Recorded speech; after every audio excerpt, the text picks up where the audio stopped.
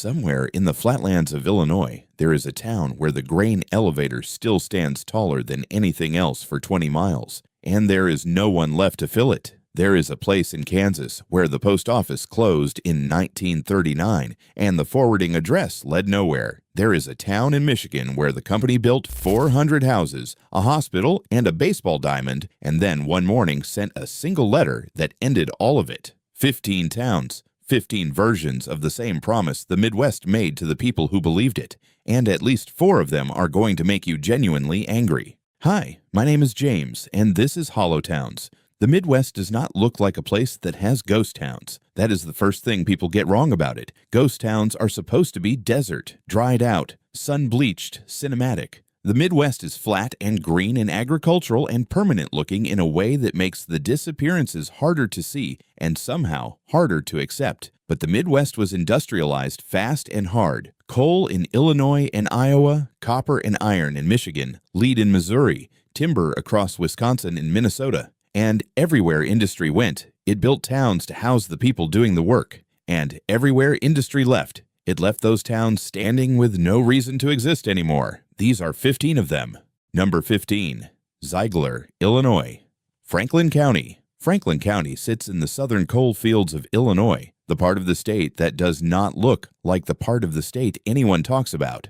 No Chicago. No flat farmland postcards, just mining communities stacked in the river bottoms between low ridges. Zeigler was a coal town. Joseph Leiter built it in 1904 around his mine, named it after himself, then renamed it after the mine's general manager, and proceeded to run it exactly the way coal operators ran everything in that era, with total control and minimal concern for the men underground. In 1905, an explosion killed 49 miners. 2 years later, another explosion killed 26 more. These were not unusual numbers for the era. That is not a defense of the era. Those men had names, and most of them are still in the cemetery there. Zeigler is not fully abandoned. A few hundred people still live in what remains, but the mine that built it is gone. The economy that sustained it is gone, and what is left is a community running on a foundation that was removed a century ago. The cemetery is the part that stays with you. 2 mass graves, headstones for men who died making someone else's fortune in the dark. Number 14, Melber, Kentucky, Carlisle County. Carlisle County is the far western tip of Kentucky, pressed up against the Missouri border where the Mississippi River bottom starts to flatten everything out. It is not Appalachian Kentucky. It is a different kind of quiet. Melber existed because of the railroad. The Illinois Central came through, a depot went up, and a small community organized itself around the fact of the stop.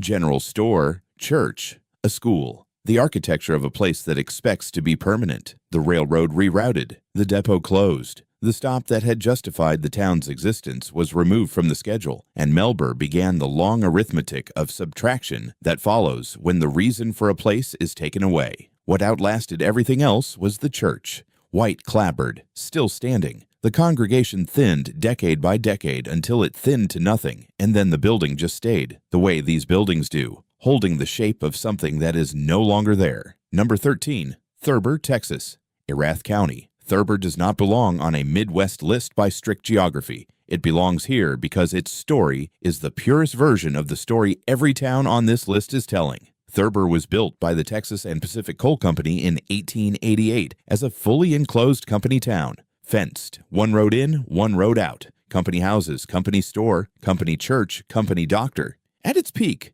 12,000 people lived inside those fences. It was the largest city between Fort Worth and El Paso. The company converted from coal to oil in 1921. Within 3 years, it had decided Thurber was no longer necessary. The company dismantled the town building by building, brick by brick, selling off the materials.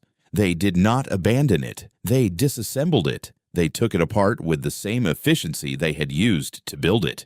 What is left is a smokestack and a water tower and a small museum. The smokestack is 128 feet tall and stands in a field with nothing around it. They left it because it was too expensive to take down. Even in dismantling, the calculation was economic. Number 12, Buxton, Iowa, Monroe County, south central Iowa. Coal country in a state that most people do not think of as coal country. The Consolidation Coal Company built Buxton in 1900, and what they built was unusual enough that it became something historians have studied for over a century. Buxton was a majority black community in rural Iowa at the turn of the 20th century. The company recruited black miners from the South with the promise, and for a time, the delivery, of equal pay, equal housing, and equal access to the community's institutions. At its peak, 5,000 people lived here. Black and white miners working the same seams, living in the same quality housing, shopping at the same stores. This was 1905 Iowa. It should not have been possible.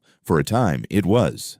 The coal ran out in the 1920s. The company left. The community scattered. The town that had been, by the standards of its era, a genuinely radical experiment in integrated industrial community, simply ceased to exist. There is almost nothing left on the surface. A cemetery. Some depressions in the ground where basements were. Researchers have spent decades reconstructing what Buxton was from oral histories and photographs because the physical evidence has been almost entirely reclaimed by farmland. What it was is worth knowing. The fact that almost no one knows it is its own kind of loss. Number 11. Picher, Oklahoma. Ottawa